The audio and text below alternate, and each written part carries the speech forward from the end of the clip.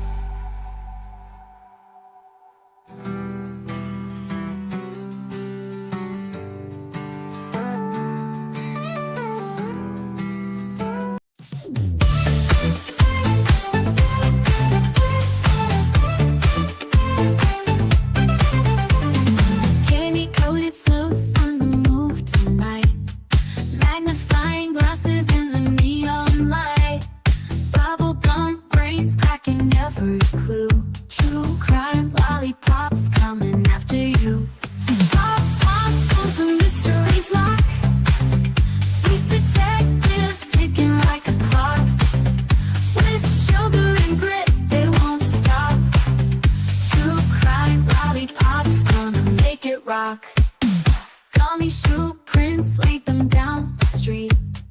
Chocolate wrappers hiding secrets sweet. They don't miss a beat, they've got a knack. With licorice ropes pulling answers back. Twist the wrapper to reveal the truth. A sticky web spun by a candy sloop. No sour lies can escape the grip. These lollipops always crack the whip. Hello, friends. Happy Friday. Thank you all for being here. I do appreciate y'all so much. We are going to do some talking today. Today's going to be a Freaky Friday because we got some stuff to talk about. Excuse me.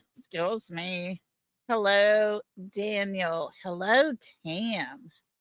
Yeah, I'm going to cover this. I've been covering it for a little while, and wowza, y'all.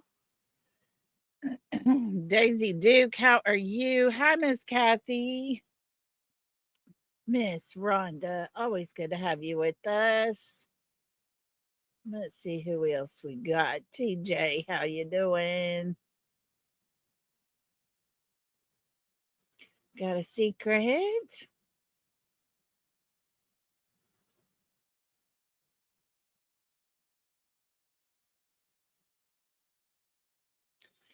Let's see.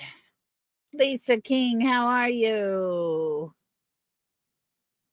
Good to have you. I'm trying to scroll through here with these.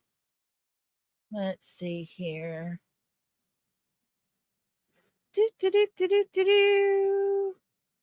Seclusion, good to have you. Just my girls, always good to have you.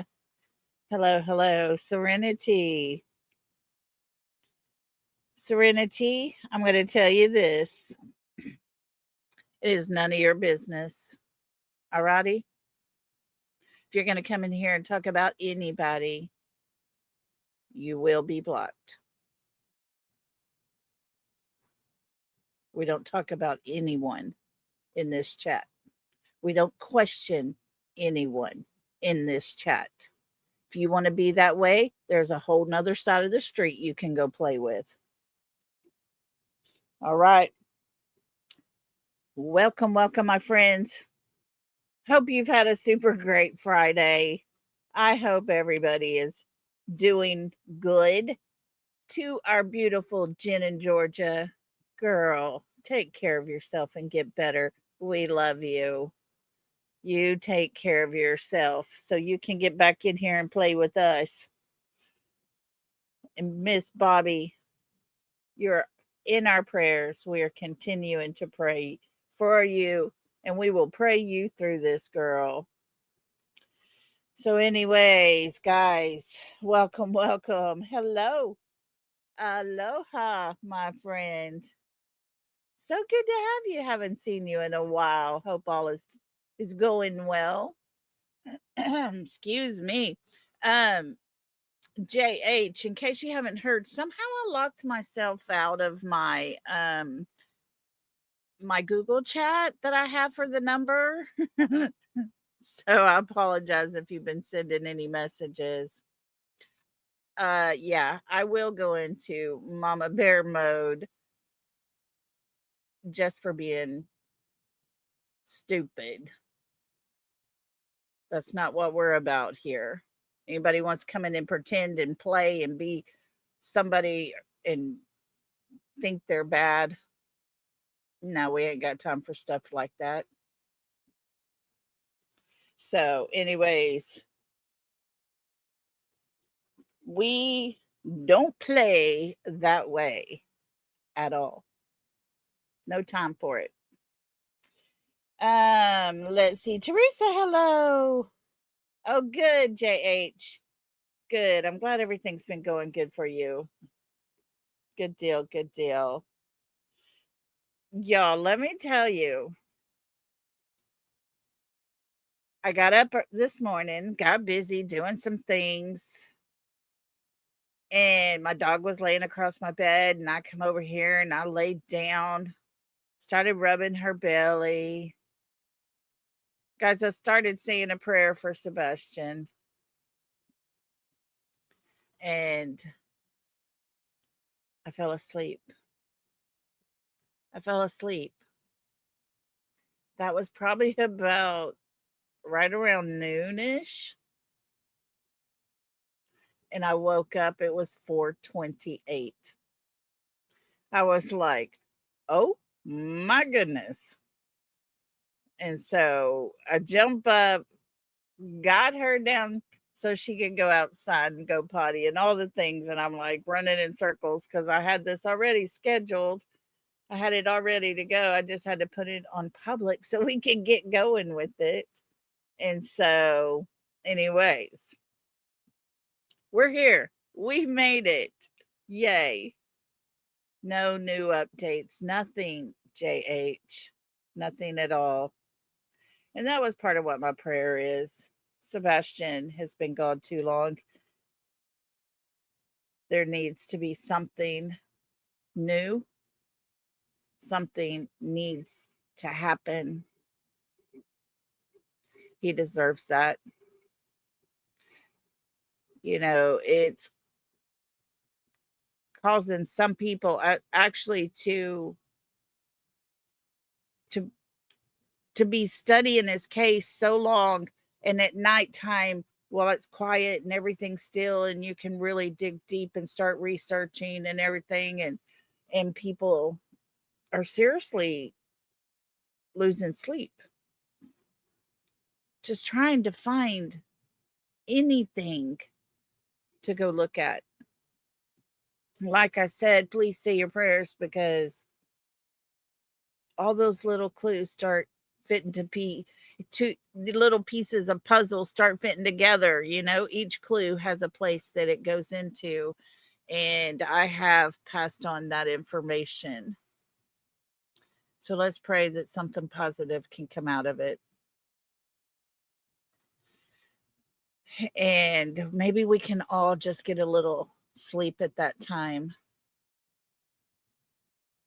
Look at you. Got a secret. You needed some rest, didn't you? Yes. I tell you, your body just gets tired every once in a while. And over the last couple of days, I've just been so worked up that I think I just laid down and got still and settled in. Serenity, how old are you? None of that matters. Not sure why you're so fixated on Daniel, but you can go do it somewhere else, sister. Hey, Lori, come on in, come on in. Thank you, seclusion. I guess I did. My body just relaxed. It was quiet. I was snuggled up with my pup here and just rubbing her belly and talking sweet to her. And next thing you know, it's 4:28 in the afternoon. I was like, holy smokes. And so thank you all for being here. I appreciate each and every one of you. And we, in the past, have talked about the Ladybird Lake and all the unalivings that have happened in that lake. All suspicious, but yet they rule them natural. Crazy to say it, but that's what they're doing. And that started dying down. Nothing to be heard or anything like that. Yeah, I will. And so it wasn't long ago. I came on and did another live, and the bayous of Houston are getting mighty active. And so we talked about it. Well, things have caught the attention of others, and Brian Entin has done a whole show about it. And he has spoken with one of the family members. So we're going to listen to that here in just a minute. Before we do, let's make sure everybody understands. Myself, along with moderators, subscribers, and anyone in chat, express their opinions. On this channel, we present speculation possibilities and show things found for everyone to decide for themselves what opinion they have. We're here for helpful purposes only. We're not here for drama, hate, or anything negative. Please respect all opinions. And as always, my content is not to be used in a negative way at any time. And so, since we have got that all out of the way, because unfortunately that's what we gotta do these days. Tap dancer Lizzie, hello, hello. Yay, that sounds amazing. Guys, things are moving along. Things are starting to move along with our little new thing we're going to create here and get going. We have a logo. We've got an email address. I am waiting for my banker to get back so that she can set us up a separate account. Folks, in no time will I ever have any dealings with money that looks shady. And she will be in charge of reporting our bank statements to the state every single month.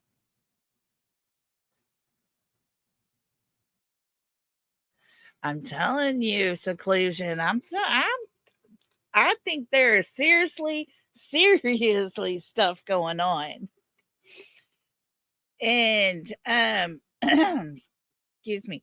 Hold on, let me get a drink. All these daggum sinuses got me all kinds of choked up.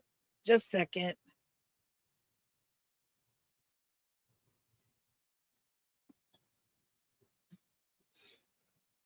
Alrighty, let's try that for a little bit. Nope. But I'm going to read something to you guys real quick before we start going. This was put out on the KHOU 11 news station. It's a TV station in Houston. Says 53 bodies have been found in the Houston Bayou since 2023. And it goes on to state that the manner of death in nearly half of the cases is still undetermined. Hey, Catfish, how you doing? And it says that only 3 of the cases have so far been determined to be homicide. It says with rumors swirling about bodies found in the Houston Bayou, they decided to take another look. They went through the last 3 years of the bodies that were found. The data originated from the Harris County Institute for Forensic Science, the medical examiner's office. Guys, listen to this. The numbers show an annual increase in each of the last 3 years. In 2023, the whole 12 months, one entire year, there was only 9 bodies found. In the year of 2024, last year, there were 20 bodies found. For the year 2025, guys, there are 24 bodies so far. Usually, it's well under the number 10, just a scattered few. But for it to be just a little halfway into the year, and all of a sudden you have all of these bodies at one time in 1 week, it's a little bit crazy. But the manner of death in 23 cases is still undetermined. It's not possible to establish the circumstances of the death within reasonable medical certainty. Medical examiner's office ruled 15 cases an accident, 13 which were due to drowning. 9 cases still pending, 3 ruled suicide, 3 ruled homicide. That's all within the last 3 years. Houston police made arrests in 2 of the homicide cases, and the 3rd remains under investigation. It's crazy. And of course, city leaders and law enforcement officials firmly deny the claims there is a unaliver, a serial unaliver. I say this. I have lived in the area when I was younger. I lived outside just south of the area when I was teenage years. I lived north of there. You hear about the Houston news and the areas around there. And never once do you ever hear of so many at one time in 1 week. Something isn't right. Of course, everything is nice and quiet at Lady Bird Lake in Austin these days. Yes, that's what we're going to watch, Catfish. We're going to watch it. And so I thought we'd shake things up and do a little different today. So here we go. Let me get my banner up for fair use because we are going to use this for learning purposes. We're doing our research on the case. I am going to play a tiny bit of music in the distant background. And so with that, let's get this going. And here we go. Let's listen to this, guys. Then we'll have a talk. And we're going to have a little extra discussion away from this topic when we're through here. Here we go.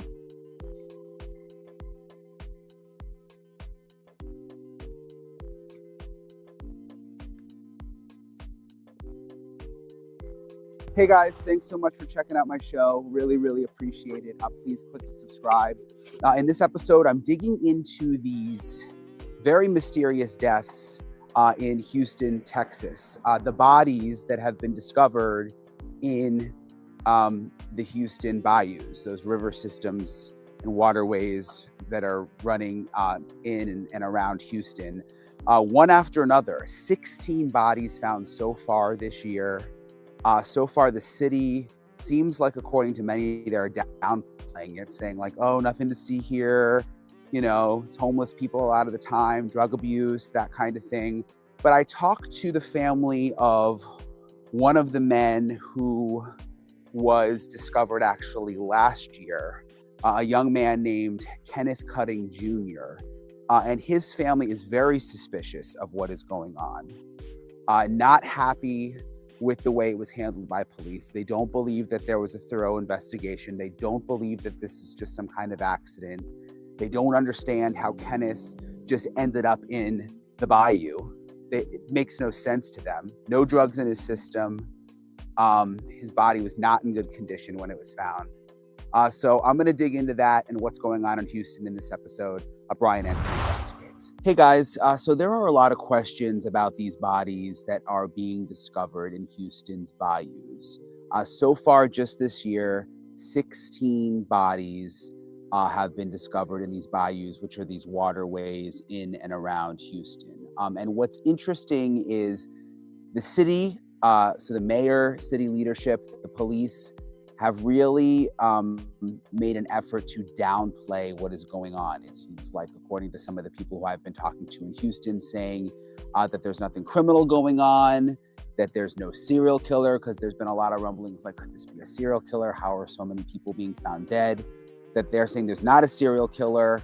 And they're really attributing a lot of this to homelessness and also to drug abuse. But some of the victims' families feel that there really is something else going on here, and that the city is not properly investigating all of these deaths. One example is Kenneth Cutting Jr.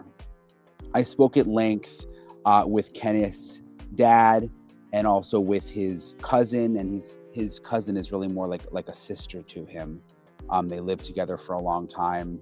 And I'm going to play that interview for you in just a second. It's really eye-opening. It's emotional. It's sad what this family's going through, but it's interesting when they explain everything about his death and how difficult it's been for them to find answers. Seclusion in the Austin Ladybird Lake. All the victims were male except for, I think, one. So far with the Houston bayous, they have not released that, so we're not sure. Kenneth was out in downtown Houston. This was back in June of 2024. He's seen on surveillance video, and I've seen the surveillance video myself. He's seen leaving a bar. His family says that he had an argument with one of the men that his family says he was in a relationship with. And when I say one of the men, it's because they say that he was in a gay relationship in what they called a throuple with actually two older men who were quite older than Kenneth. I could tell his dad was uncomfortable talking about this part of it, but really wanted to get the truth out there about the full situation because he wants police to investigate. And I think that Kenneth's family just wants to be really transparent about everything that happened and everything that was going on in in his life.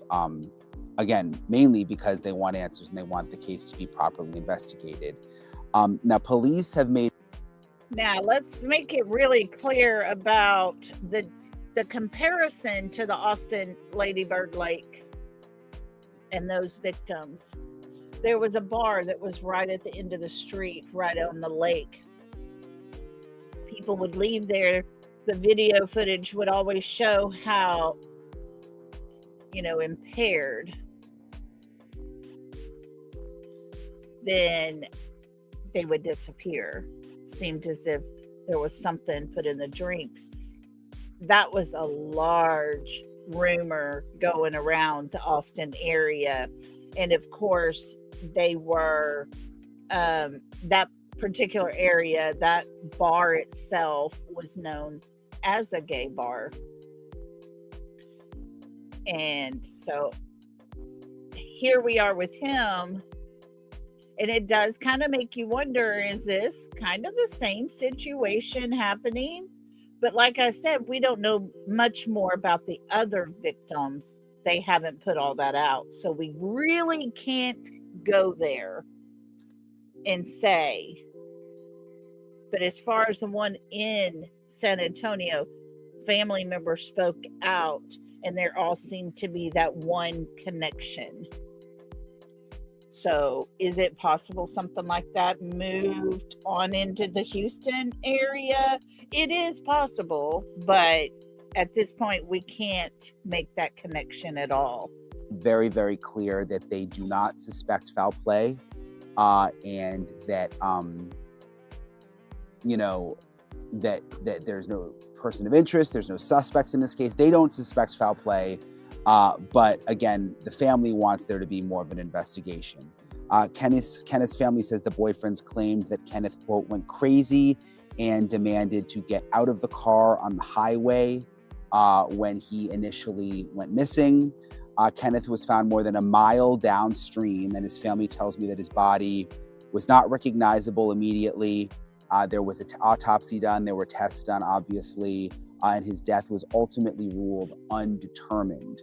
Some of these other deaths also that have happened inside the bayous, the bodies that have been found, have also been ruled undetermined because honestly, after a body, it's hot there in the summer, and after a body's in the water for that long, like Kenneth's family said, it can become unrecognizable. So his death was ruled undetermined officially by the medical examiner. They say that there were no external injuries and no drugs in his system, and the toxicology reports came back clean. So how did he end up in the bayou? That's what his family wants to know. Again, officially from police, this is not a criminal matter. No persons of interest. They're not looking at anyone criminally. No suspects. But his family has questions. How did he end up in the river? Is there a serial killer? That's a question that his cousin is asking, among other people, when they look at all of the other deaths where people have ended up in these bayous. That seems to be the question of the day. And law enforcement is not going to come right out and say those words because it will just cause mass panic, Exactly seclusion. Exactly seclusion says SK rarely hunts away from what's called their playground. And that has been something I have wondered about because that's how we all were pretty much seeing the connection at the Lady Bird Lake. And it was mostly every one of them that went into that bar. And it's known that there were people that would go into that particular bar, even if they weren't gay. It was a fun place to go to. It was open very late. But there seemed to be a pattern to that. So far, they've not connected any patterns to the bayous in Houston. And so Not sure. I don't know. That's the thing. They have not given many details on the persons themselves. So we really can't say one way or the other. Because if that pattern from Lady Bird Lake in Austin matched the one in Houston, then Houston's got a problem. Again, 16 bodies have turned up just this past year. Okay, Michelle says, I remember the Texas unaliving fields case back in the day. Yes, there was a stretch on I-45 in the Houston area there that they called the unaliving field, because body after body after body after body was being found. Tons of people being unalived and discarded along this one particular area there. They were all men, catfish, except for one woman. And there were a lot there. And that lake didn't have hardly any until just a few years back.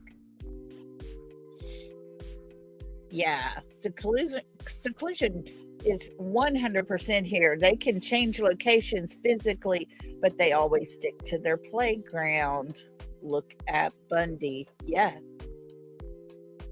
Yep. These are pretty much all women. Okay. See, that's something I hadn't heard yet. So that's good to know. Okay, let's keep going. I want to play for you now my conversation with Kenneth's dad, Kenneth Sr. He has the same name as his son, and also his cousin, Lauren Freeman. Well, thank you guys both again for talking with me. I'm so sorry for everything you've been through.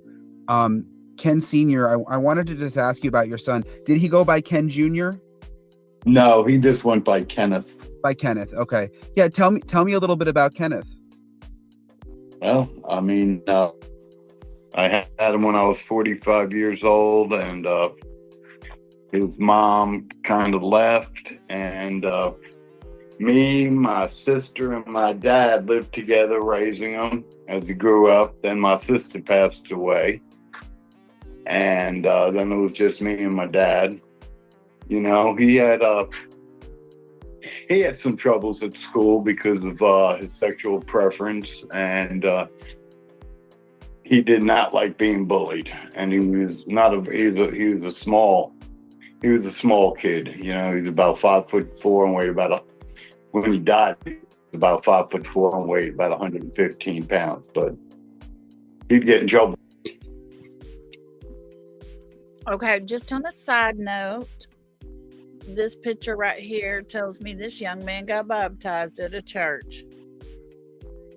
Here in Texas, we have what we call cowboy churches, and they use feed and water troughs as their baptismal. And this is what that is exactly, is a water trough. And that's what I would say is very possible that he got baptized. For fighting because, you know, he didn't like being picked on. And you were close with him. I mean, Lauren, you guys are cousins, obviously, but it sounds like you were close. Oh yeah, she lived in the house when my son was growing up too, before she went to college. So yeah. Yeah, tell me, Lauren. Tell me about your relationship, Lauren. So he was born when I was in high school. So I was, in the picture helping raise him during the time before I went to college. My relationship with him was more of like a brother-sister type relationship. My family is an Italian family. We're very close-knit. It doesn't get more close than having an Italian family that's from New York. So we all lived in the same household. There was 3 generations under one roof, and everybody chipped in. Everybody helped everybody out. Everybody, helped raise him. I went away to college, and obviously I was not absent, but, away during that time because I was living my life. But when I moved back home, there was a period of time where my uncle and him moved back in with me, and stayed with me for a while. And that was during, his early 20s, into when he was about 21. And then they moved out, they got their own place. And then, my cousin met these gentlemen. But he was very fun. He was a fun kid. He was loving. You meet some people that love everybody and they're just kind-hearted. That's how my cousin was. He wanted to do right by everybody that he came in contact with, and just a very kind soul all the way around. And so what happened, Lauren? You mentioned these guys that he was hanging out with. Like, who are they? Kind of tell me a little bit about Kenneth's life and what was sort of leading up to all of this happening. Yep. So my cousin lived with my uncle, Ken, and he was working a full-time job. My uncle was working his full-time job, and Kenneth met these two gentlemen, and they were actually in a polyamorous relationship. Probably 6 months before he died is when they met him. And, we thought that him meeting these two gentlemen, they were a little bit older than him. Well, he told me he told me they were a little bit older, but when I found out how old they were, I was shocked. Yeah, so they were in their early 30s, and 36 and 37, I'm pretty sure. Okay. So when he... So it sounds like he probably was more or less just a boy toy kind of situation. Don't know how else to put that one, but he had his right to make the decisions he wanted to live with. So met them. He told us that they were a little bit older, and we thought, hey, they're good influence because they were helping him get banking. They were helping him do health insurance, the things that young adults have to do to become an adult, So we thought, oh, wow, this is great. We met him a couple times, thought that they were good influences, and we just thought that it was a good situation for him, other than the non-traditional lifestyle, right, of being in the LGBTQ community and being in a throuple, Yeah. And so what led up to when he first went missing? Okay, what happened was obviously that Friday they went, him and his, I call them roommates, because he lived with them. They went to one of my son's co-workers' baby shower. And then after that, they went to Pete's dueling piano bar. shout out to Pete's. If you've never been to a Pete's dueling piano bar, next time you come to Houston, Texas, make that a priority. It is the most fun you'll probably ever have. But then again, I suggest get you a hotel where you can just walk to it. By the time you leave there, you won't want to get behind a car. It's one of the best places around town, and so much fun. And I didn't know that until I woke up Saturday morning at 10 o'clock and looked at my phone and seen a text. No, Catfish, it's not. It's not a particular gay bar, but it is anybody and everybody. You go in there, they have the two different pianos. One starts to play a melody, the other one adds in their kick, and they're bouncing back and forth, and the whole place are singing songs. They're songs we've all known for forever, and it is just the best. And the applause, the amount of people that sing the song with each one kind of helps gig them in to where they're doing a little more and a little louder. And as it goes by, it's just a really great, fun place. Yeah, kind of dueling banjo style, done on pianos. It is just really, really fun.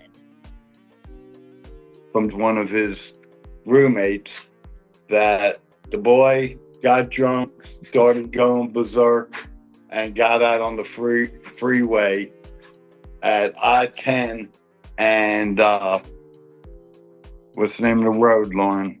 Waco. I-10 in Waco. And I started calling. And the phone would ring about 8 times, go to voicemail. Called again. I called 4 times. It rang 8 times and went to voicemail. And then the next time I called, it went straight to voicemail, like they shut off their phone. So me and his mother, because we're divorced, but she happened to be staying here for a little while. I told her, get in the truck, we're going to their house. So we went in the house and knocked on the door. And first thing I said is, where's my son?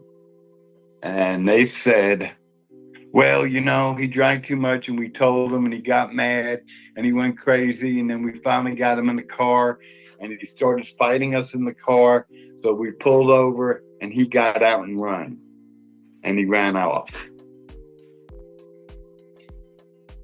Now, I don't know if any of y'all are familiar with the Houston freeways, but at no time is anyone looking forward to getting out of the car in the middle of the freeway here. And it's just a little sketchy. And I said, why didn't you call me? And that's when they told me, oh, we tried to get in touch with you. And I said, a text message at 2 o'clock in the morning is not going to wake me up. A telephone call would. And he said, and he kept saying, we tried to get in touch with you. And I got so mad I had to walk out of the house because something wasn't right. Once again, there's a text message to let you know your child is missing. What's up with these people? Makes you wonder what they're covering up. When I even asked him, when you leave Pete's Piano Bar from downtown and you live in Katy or the Bear Creek area, which is right next to Katy, you do not go down I-10 heading east. Whoa. Folks, they went the opposite direction. They weren't even heading back to where they live in Katy. That is on the west side of Houston. I-10 in Waco is towards the east. Wonder what that was about, because there wasn't no bayous going towards the east. To hit Waco. And that's when he said, oh, we got lost. So I had to walk out of the house because I really wanted to grab him, to tell you the truth, and I knew I shouldn't do that. So I walked out of his house. Plus, they had all his belongings packed up in the hallway. When I asked them, I said, what's all this stuff in the hallway? And they said, that's his stuff. So here we go. We got 2 men who leave the best, funnest place around. Probably all had too much to drink. Got in a fight with both of their extra partner. Let him out on a busy freeway, completely opposite from the direction to their house. And they've already got his stuff packed up. This ain't making them look good. Well, I was thinking, you left my son downtown at about 2 o'clock in the morning in the worst neighborhood Houston has. And you were worried about packing his stuff up.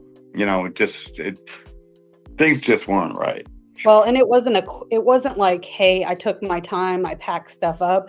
We're talking like taking stuff and throwing it in trash bags. Mhm. Yes, it was in trash bags.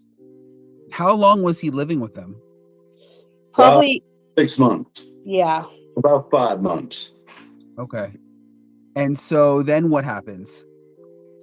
Then I leave straight from there and I go downtown over there near Waco. I go by Pete's Piano Bar, but it's closed, you know, and we're asking people, showing pictures of them and everything else. So when we didn't find anything, I drove straight to the police station and filed a missing person report.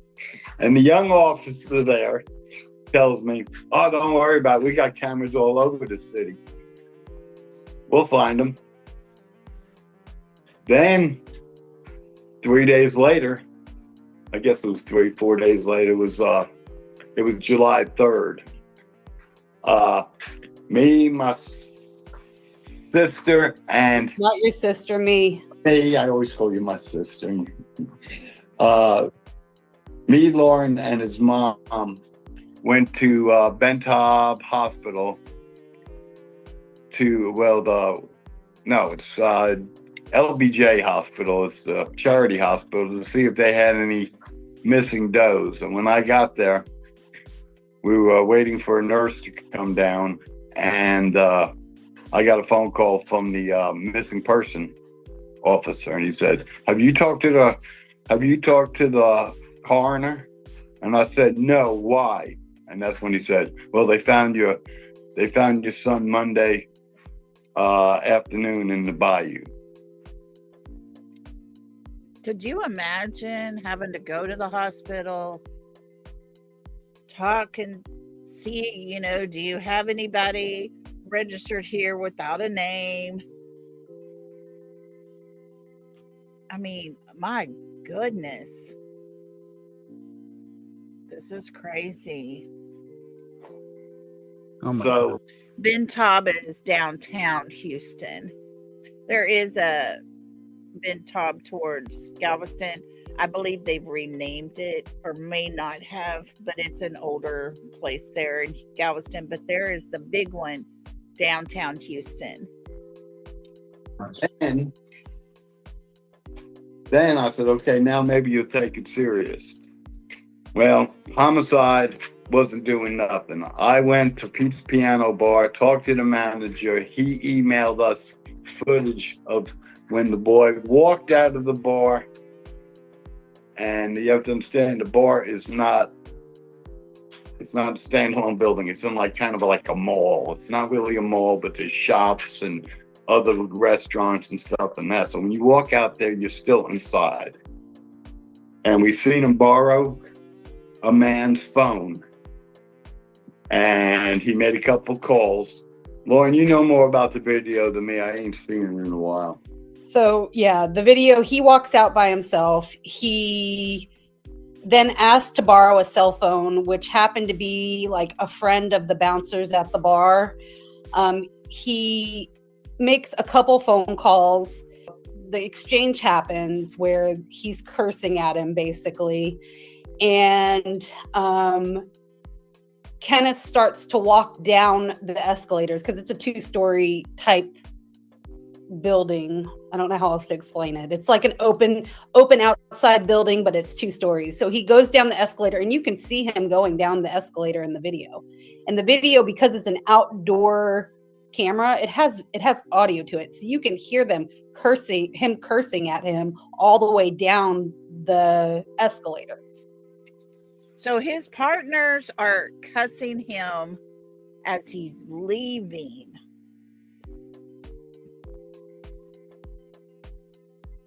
Yeah, there's something up with these partners. So this is the weird thing about all this is later after we got the video, I started contacting the manager of this bar, and I said, listen, this guy knows who your bouncer knows this guy who let him borrow his cell phone. I said, I want to know who he called. So that manager then got in contact with the bouncer and got a screenshot of the call log. And Kenneth was trying to call himself to find the phone. It sounds And like then when they you guys were doing more investigating than the police, it sounds like. Oh, 1000%. Folks, to me, it sounded more and more and more like if you're found in those bayous, then you must have been drugged to the point you just fell in. You might have died in a homeless encampment and they went and put you in there. That kind of thing. Doesn't sound to me like they're looking at it like there could be something wrong, very nefarious at play here.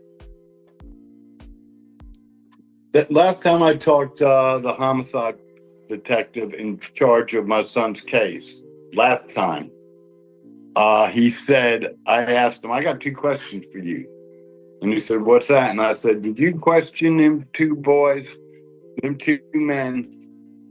And he said, yes. I said, in person? He said, yes. I ain't too sure about that, to tell you the truth.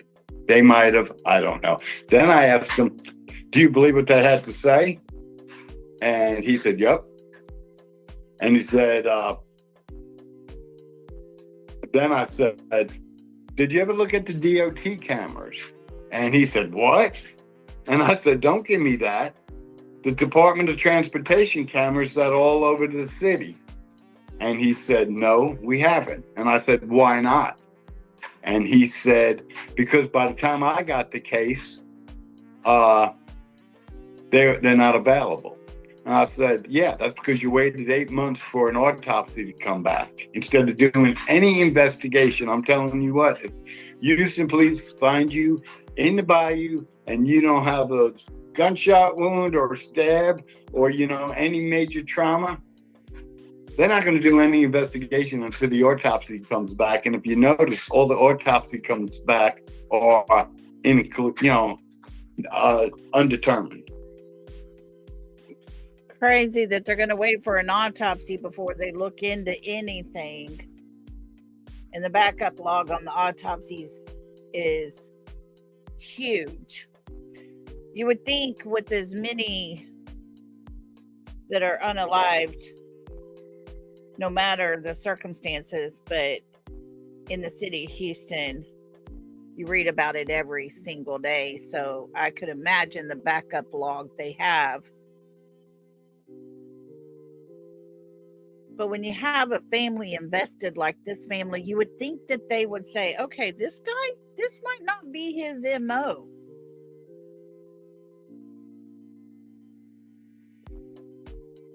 And we might need to look into it. But, it's really sad to think that every family, every person that is unalived has a family. Every single person has a family.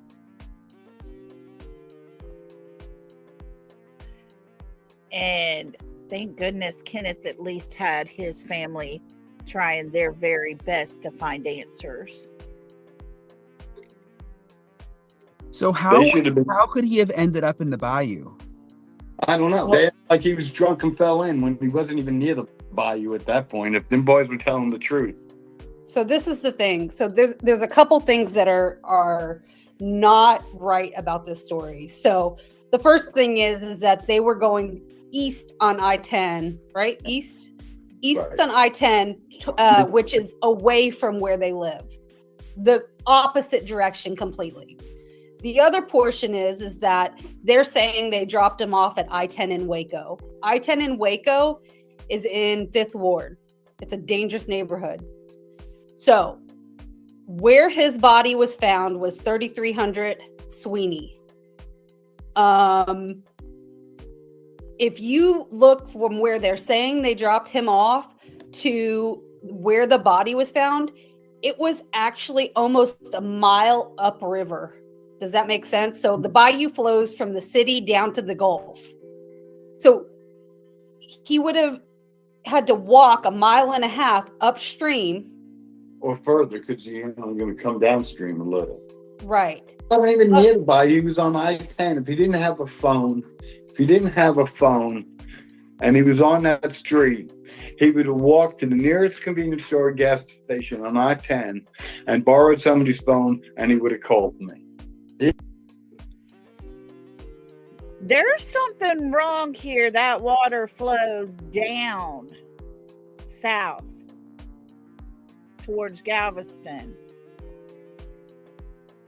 And yet he's found from the point he was dropped off at upstream. Something ain't right with this. Exactly, Miss Rhonda. This is someone's child in an unheard voice. Exactly. He had no problem calling me. Trust me. Didn't matter what he did, he would call me. Well, and then you also have to think about this. So the body, and this is speculation, of course, right? But just logically, if the body was in water, it had to be floating for some amount of time. Unless he was on rocks, which we don't know the details of that story because they don't release that to us, how the body was found and whatnot. Right. But you would have to think logically that maybe the body might have floated. So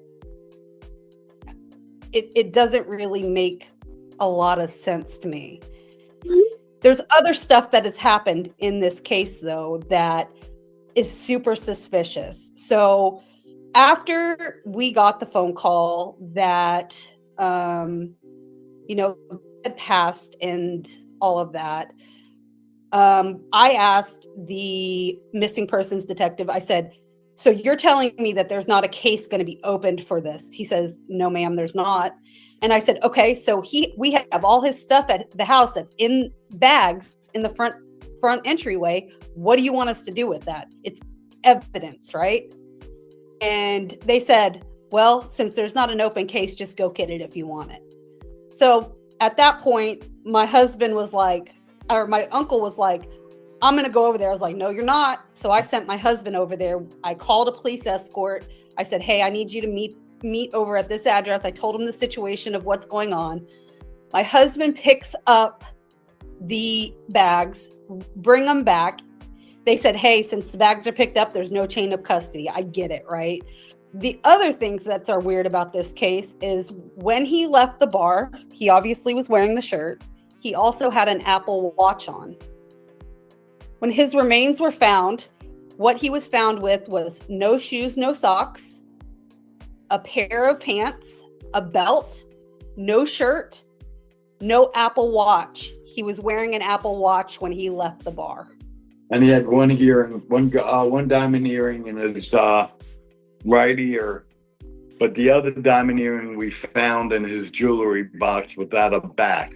And I even brought it by the place I bought them because I bought them for for a Christmas present to make sure it was the same diamond earring, and she said it was. So the reason why he only had one diamond earring in his ear is because he lost the back off the other one and just put it in the jewelry. So I don't want to get gruesome or anything, but is it undetermined because of the condition of the body after being in the bayou for that long, or is it undetermined because they actually looked and weren't able to see any signs of foul play? So I'm going to be transparent with you. I will share the autopsy report with you if you want to look at it. I'm at a point. I think it's probably a little bit of both. So when he was ID'd, he was not identifiable by visual identification. He had to be identified by fingerprints. So I think that's part of it, right? What I do know is we have video footage from midnight that Friday night of the 28th, I believe it is. Yes, it is. Okay, the 28th, and he was pulled out of the bayou. So Saturday went by, Sunday went by, and he was pulled out on Monday at 5 o'clock at night. Yes. So let's say 2.5 days. is what he was technically in the bayou. Now Yes. you got to remember, we're in Houston, so it was 100-degree days. You know what I mean? Yeah. So easily, like, it could be both. It very well could be. Those bayous are nasty. It's drainage, it's runoff, it's all the things. And the heat alone. Unless he was tied down so that he would submerge under, or like she said, hung up in rocks. Someone should have seen him floating out there. People kayak out there, but you don't swim out there in them bayous. Yeah, seclusion. It sounds like there were some items taken, possibly for trophies. And that's what I said to Teresa. Apple Watch could have tracked where he went in the water. And so therefore it's missing. Yep. Agree 100%. But there's even things with the autopsy, if I'm being transparent with you, that doesn't really make sense. Okay. So my uncle says that he was 115 pounds at the time when he died. Now, I don't know if when the body goes through processes that it loses weight when somebody dies. Does that make sense? Yeah. But he was saying that he was 115 pounds. The autopsy said that he was 89 pounds. The other thing that was... I wonder if that is a big difference, guys. And I was starting to say, well, maybe it was because the water, and things were deteriorating, but he hadn't been in there that long. His body would have started to swell before all those gases released. So he should have weighed more rather than less. Wow. Really off is that the part of the autopsy report says that he had orthopedic hardware in his neck, and that kid has never had surgery in a day in his life. Orthopedic surgery in his neck. Sounds like there's metal in there. And yet he never had surgery.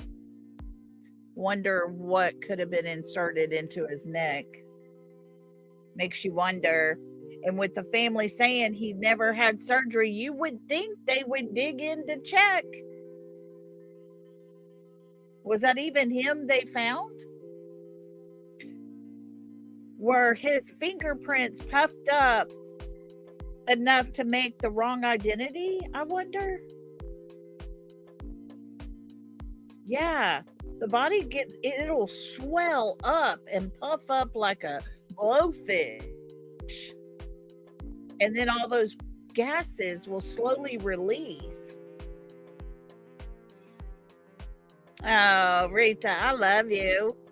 Good morning. Good morning, sweetheart. It's just weird to me.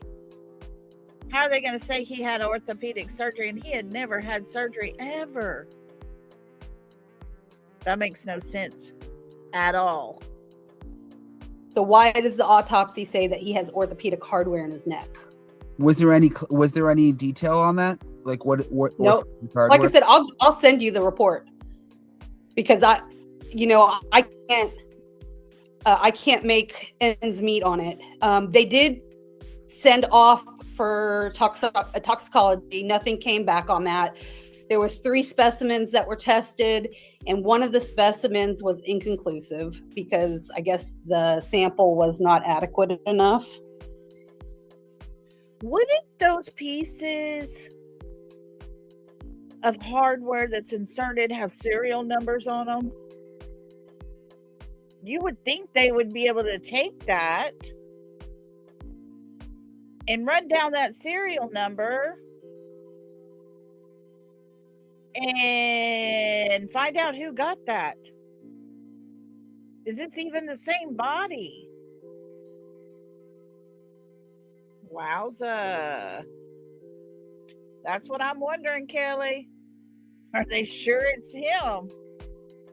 There are major red flags happening here, but they are so backlogged. They're not going to take much time on some of these. Yeah, Michelle, even breast implants have serial numbers.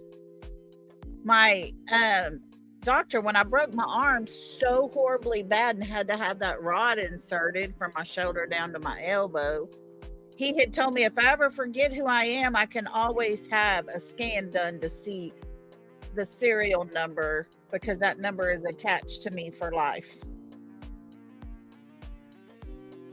They could have checked that out, especially after the family says, hey, wait a minute, he's never had surgery.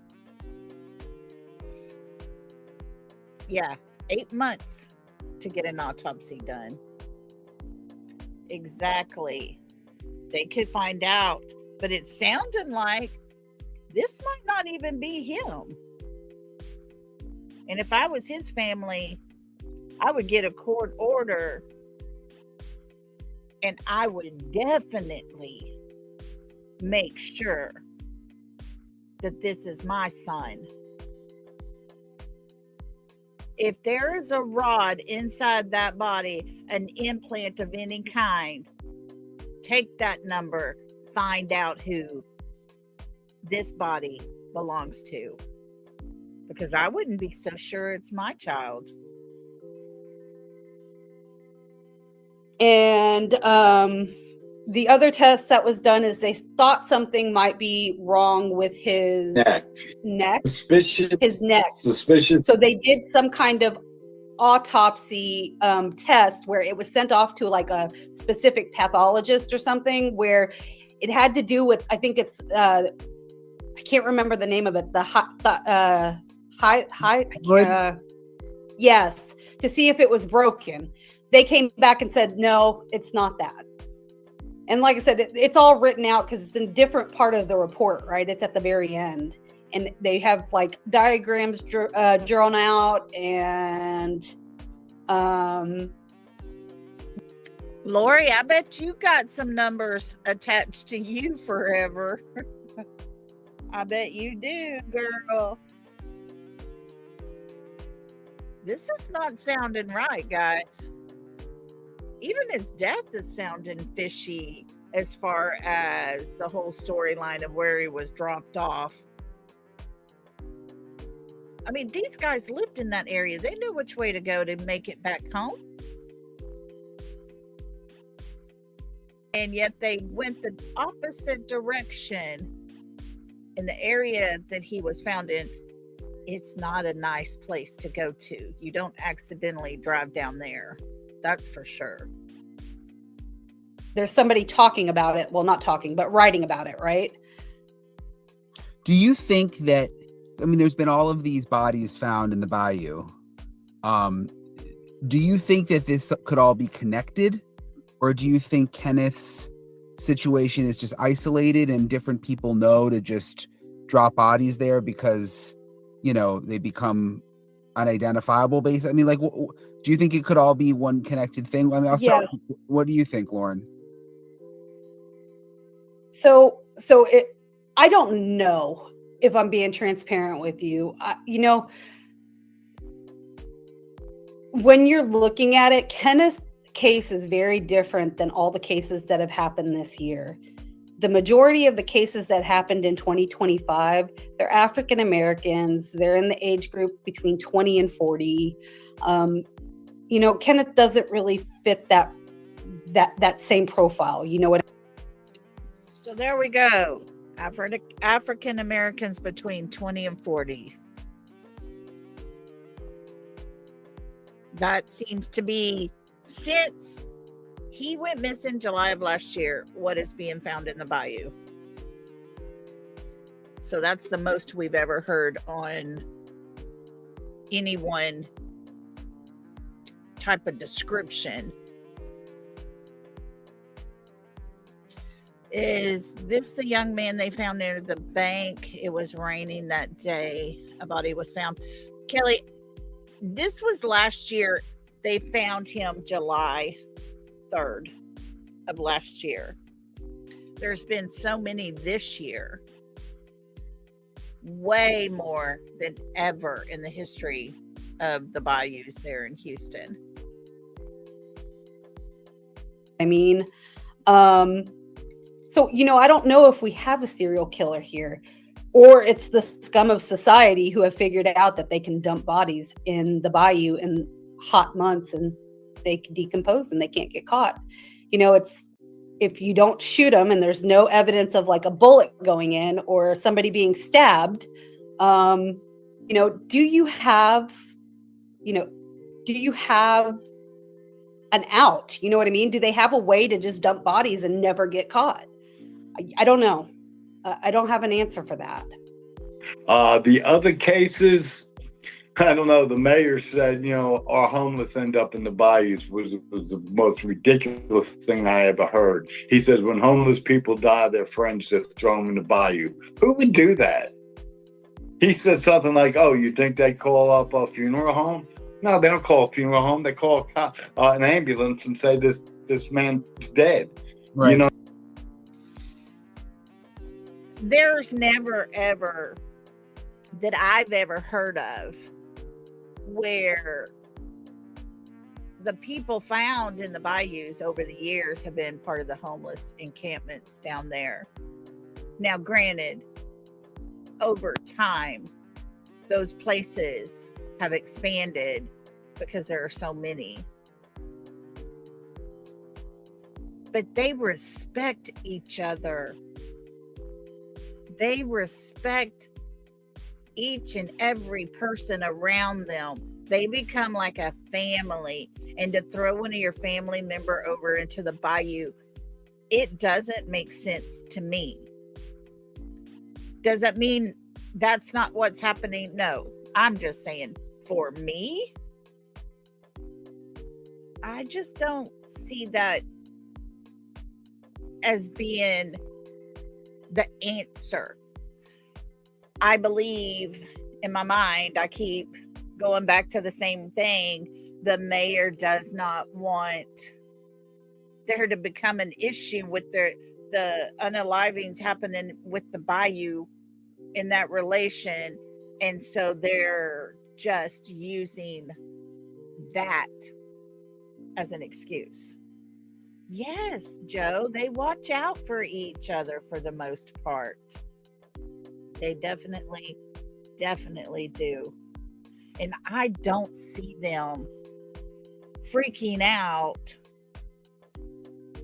and just throwing their friends in the bayou. There are encampments all over the place. They would have to journey to get to some of these bayous with a dead body? That don't even make sense.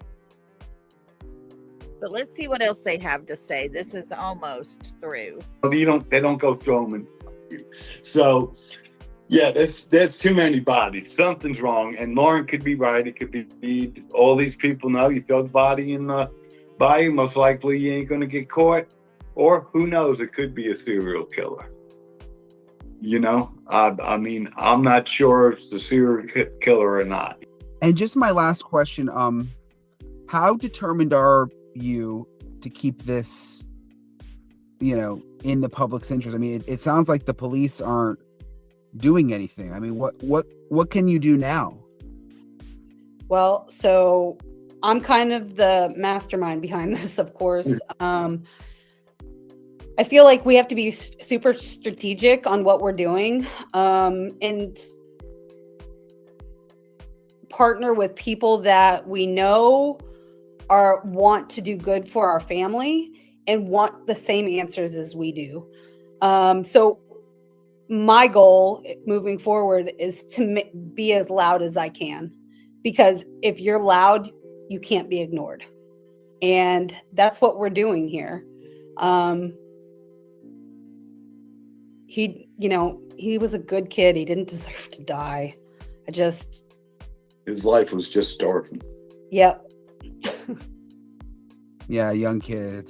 It's terrible. Yeah, he got a job. He was doing good at his job, not missing any work. People that he worked for loved him. I mean, he was starting to grow up. Yeah. Well, Kenneth, Lauren, I appreciate you both for talking to us. We'll get the word out. Okay, I appreciate you, and be careful doing what you do. I know your job's hard, so Thank just you. protect yourself. Thank you so much. There we go, guys. Thank you to Brian. Entin investigates. If you have not subbed up to that channel, please do, because he talks about all the things that need to be talked about. He brings it to us like it is and tells us exactly the truth. He gets down to the bottom of it. And do you have, they just change locations? You know, I wonder, Catfish, if this is something that has gone from Austin down to Houston. There have been nothing spoken about from Lady Bird Lake in probably 8 months or more. And yeah, that does make me, just saw that here was a man found hanging in Houston. Yeah, I heard that. I heard that, JH. I heard about that one. You should have seclusion. You should have gone into doing profiling. You know, no matter who it is, their life matters. Every time you hear a story from a family, it reminds you everybody out there has a family. It reminds you that there are people who are loved. And although there are people that just don't care who that person is.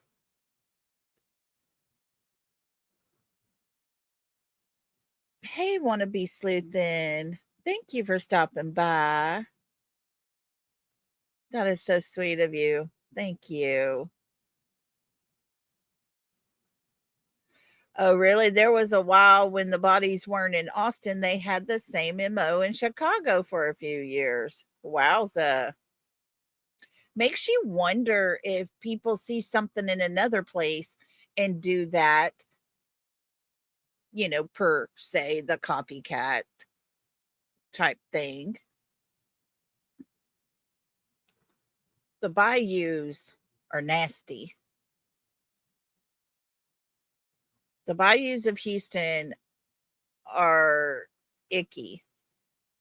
They're dark green water. It's the runoff from the roads, from the side of the dirt and stuff. And when it rains and Houston has any type of storm come across it that is a huge rainmaker, and those bayous overflow, the city overflows. Sometimes you hear, like, I believe it was Hurricane Harvey or Tropical Storm Harvey or whichever one it was that came through. The city flooded all over the downtown area. The bayous could not hold it. And the flooding was absolutely horrible. There was a police officer that was on his way to work when the rush of water started coming across. And the last time he was seen was at a stop sign because the rush of water hit. And he lost his life in that. It's nasty, dirty water. I remember living there when I was a kid, and the bayou overflowed, which wasn't far from our house, and we had water up into our yard. My daddy just backed his boat up a little bit, got in the boat, and went up and down our street checking on all of our neighbors. And I wanted to go play in the water, and my mama was like, "Girl, looky here. And you saw snakes just floating by. It was gross. And for me, knowing the bayous like that, seeing that water so up close to our house, and I was terrified of of the snakes coming in for a long time. But you have to have a high disregard to that person's life to be able to just chunk them over into the bayou. That's how I feel. I'm going to keep a close eye on these stories, and we're going to keep you up to date on them. But I want to say, go from the bayous of Houston and kind of touch on Sebastian a little bit. Continue to pray for those who are there in the area to represent Sebastian. Pray there's no problems. Pray that everybody will see, hey, they're not bad people after all. They just want good to happen. You know, it's blown up into such a huge thing, this pig fest. Should have never happened. But it seems like when people want to cover things up, they go to great lengths to do it. Remove an Apple Watch from an arm, remove clothing, that kind of thing. Throw them off into nasty, yucky water. Joe, I haven't heard any of that. They're not giving a lot of details about the bodies that are found and who they are. Where the Ladybird Lake, they were doing that, and that's when they found the connection to the gay bar that was at the very end of that street, right, very very close to the water. And several were seen on camera there in Austin leaving that bar, but they were acting very weird, as if they possibly had been roofied or something. A lot of their families believe that was exactly what happened, and someone came out and would always walk away with them. But Houston's keeping everything pretty tight lipped. This was the first one that we have actually heard about. Yes, Houston has some really bad areas. They really, really do. But the story we just heard of them being at this place having a great time, and then things turn south. The questions that started arising in the story those men were telling, yes, Rain Street and 6th Street, yes. But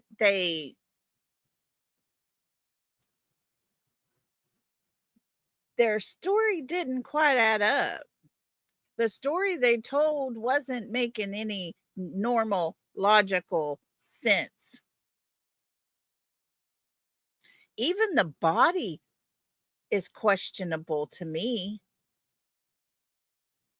If these family members that knew him so very well said he'd never had surgery in his entire life. Yeah, Catfish, they took his phone before they left. He was trying to find his phone, probably so he can make a call, so someone could come get him.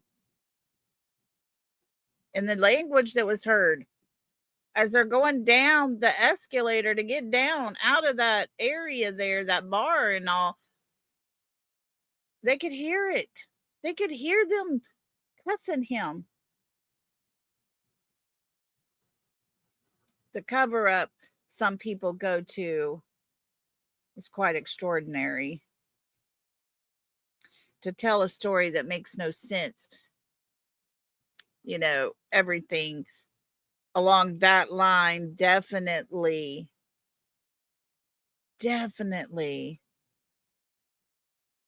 makes me go back to Sebastian Rogers and his case. The stories we've heard don't add up.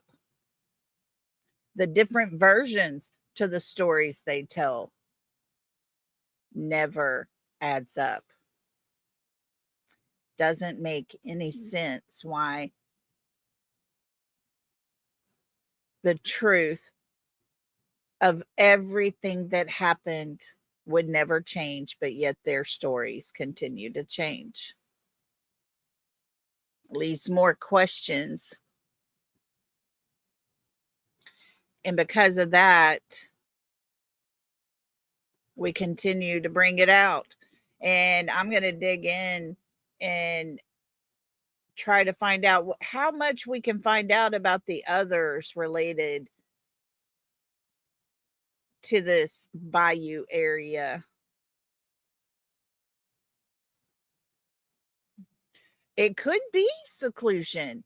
It very well could be. And yet they put it off as this young man because his family was actually inquiring. They were looking into it. They were trying to find their son. And so maybe they just picked a body and said, here he is. And they love their loved one enough that they realized something's not right. Not right at all. How is it that you have an implant in your body, but yet you've never, ever in your lifetime had surgery? Oh, yeah. I believe the family did reach out to him and therefore he did a story on it. I honestly do believe that.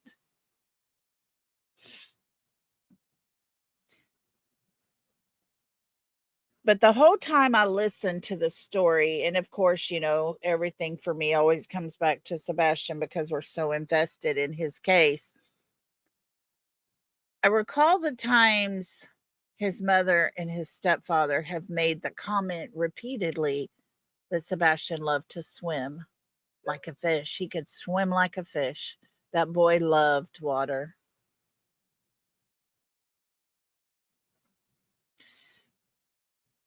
It does put a question mark in the air for me.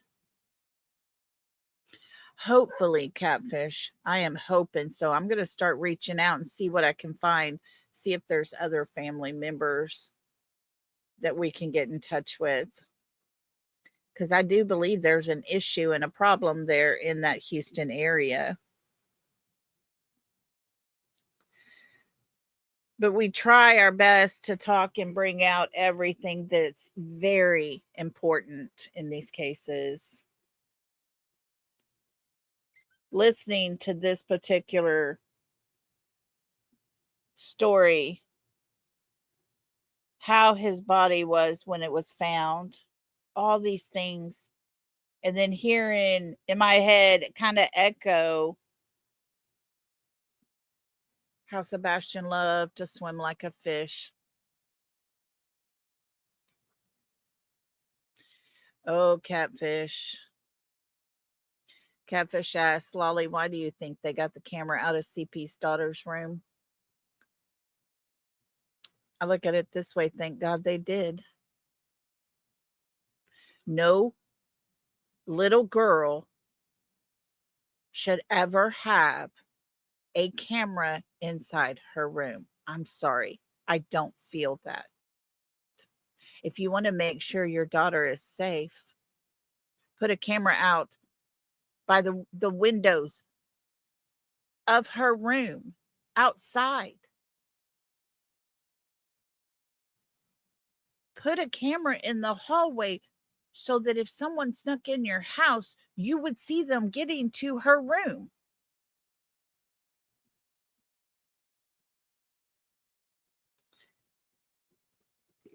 But never, ever is it right to have a camera inside a little girl who's growing.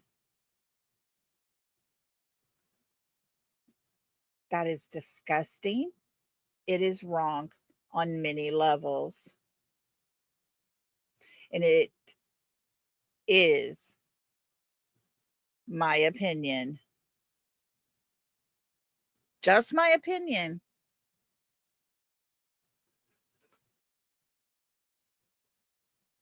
that when you have a stepmother who has a family the way Katie's family was, her mother and her sister, when you have a stepbrother that speaks out on Facebook and tells us that he, the father, has done things to the sisters, and yet his mother covered it up for him and had it taken off his records. At no time does that make the camera inside that little girl's room okay. Is that the reason they had it in her room? I don't know. I cannot say that's what it was for. I can only say, with those things that have been real life happenings, that makes it not okay to do that. There's other ways to protect your child and keep an eye on the area that she goes to sleep in, and it doesn't have to be inside that room.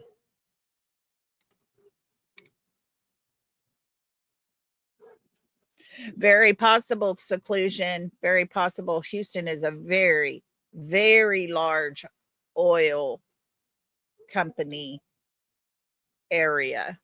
Austin, not so much oil, but Houston, huge. They even have the ship channel there with all the tankers and things. Yeah, having a camera in a little girl's room is not okay. That's just my opinion. Never ever would I ever think about putting one in my daughter's room when she was young. If I wanted her and was worried about her because I've already lost a child from my home, I would have put cameras outside each of her windows, covered the whole window entrance area, and maybe put one in the hallway to cover her bedroom door. But that little girl goes in there and she will change clothes in her room. And that's never okay to have on camera these days.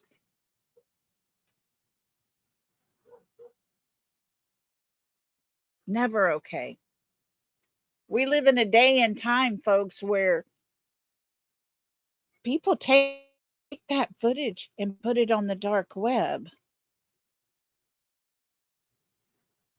Does that mean that's what they were doing? No, that's not what I'm saying. I'm just saying that makes it not okay. So many things make it not okay.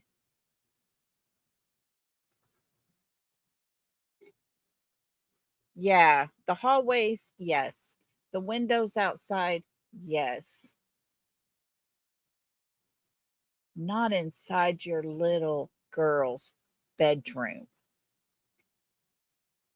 I'm not saying Katie is that way. I'm not saying Chris is that way. I'm saying those things have been known to happen in each side of their lives. And that can be looked on in a very dark way. But never should a child have something watching them as they sleep, as they change their clothes, or anything. Yeah, it's just wrong. That's my opinion. It's just wrong.